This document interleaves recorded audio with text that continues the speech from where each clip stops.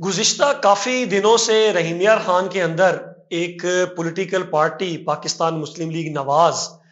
उसके जो 2 बड़े धड़े हैं यहाँ पर, उनके दरमियान में एक रिफ्ट का माहौल है।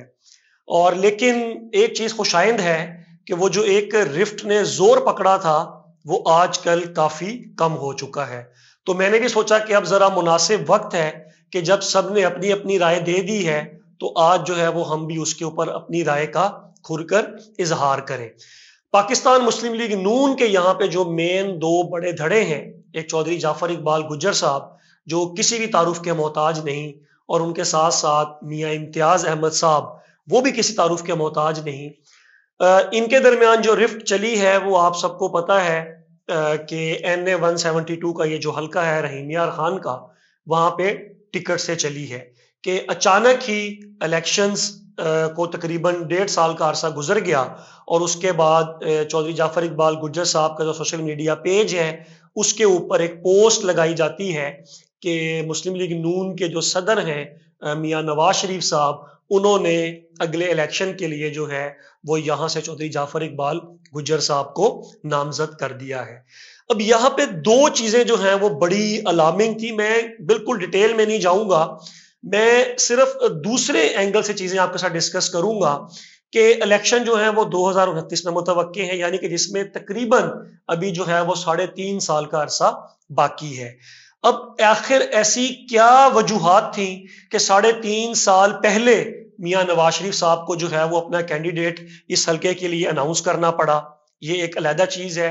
अगर हम दूसरी तरफ आए, जो कि जिसकी सबसे ज्यादा क्यास आराई जो है वो की जा रही थी कि शायद जावेद इकबाल वड़ाइस साहब, जो पाकिस्तान तहरीके इंसाफ के MNA है यहाँ से, वो इस वक्त जो है वो उनको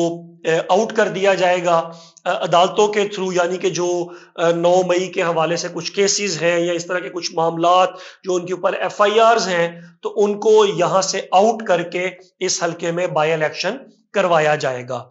मैं अगर इसी चीज को पकड़ कर चलूं, तो मेरा यहाँ पे सिर्फ एक सवाल जो है वो यहाँ पे NA 172 के जो उम्मीदवारान हैं, उम्मीदवारान, वो मियाँ इम्तियाज साहब भी और जाफर इकबाल गुज्जर साहब से भी। अहम सवाल जो है वो मेरा जाफर इकबाल गुज्जर साहब से बनेगा, क्योंकि डेफिनेटली अगर बाय इलेक्शन होता है तब भी वो अपने आप को जो है वो इस वक्त NA 172 का उम्मीदवार उनकी तरफ से बकायदा ये पोस्टें लगा दी गई हैं, और अगर 3.5 साल के बाद इलेक्शन होता है तब भी, तो अगर उनको यहां से जावेद इकबाल वड़ाइस साहब को डिस्क्वालीफाई किया जाता है, और डिस्क्वालीफाई करने के बाद अगर यहाँ पे बाय इलेक्शन होता है, तो मेरी अपनी जो जाती राय है उसमें ये है कि जाफर इकबाल गुज्जर साहब जिस तरह के जीरक सियासतदान हैं, उन्होंने हमेशा एक अच्छे लेवल की सियासत की है, अच्छे लेवल की पॉलिटिक्स की है, अपना बड़ा साफ सुथरा करियर रखा है। तो मेरे हिसाब से इस तरह किसी कैंडिडेट को डिस्क्वालीफाई होने के बाद, ठीक है, जो कि ये पूरा समझ ले कि अगर प्री प्लान्ड ही होगा ना, तो उनको इस तरह मैदान में नहीं उतरना चाहिए। तो लेकिन बहरहाल ये उनका अपना जाती फैसला है, और अभी बहुत सारी चीजें जो हैं वो कबल अज वक्त हैं। लेकिन एक चीज जो सबसे ज्यादा अहम है कि चौधरी जाफर इकबाल गुज्जर साहब जो हैं वो जिस तरह, मतलब आप ये कह लें कि जितनी जल्दी के साथ ये सारी पोस्टें लगाई गई, और मतलब विद इन फ्यू डेज जो है वो ये सारे मामलात हुए, एक हाइप क्रिएट हुई, तो जाफर इकबाल गुज्जर साहब जो है वो ऐसे ही ये पोस्ट नहीं लगा सकते। डेफिनेटली जो है वो कहीं ना कहीं से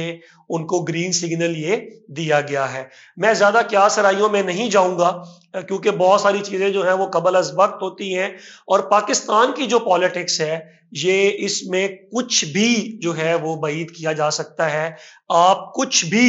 एक्यूरेटली प्रेडिक्ट नहीं कर सकते। तो ये कुछ चीजें थी जो मतलब मैंने, डेफिनेटली आप लोगों को हर चीज से आप लोग आगाह हैं, लेकिन मैंने अपना एक पॉइंट ऑफ व्यू आपके सामने रखा है कि आखिर में मैं दोबारा जरा इसको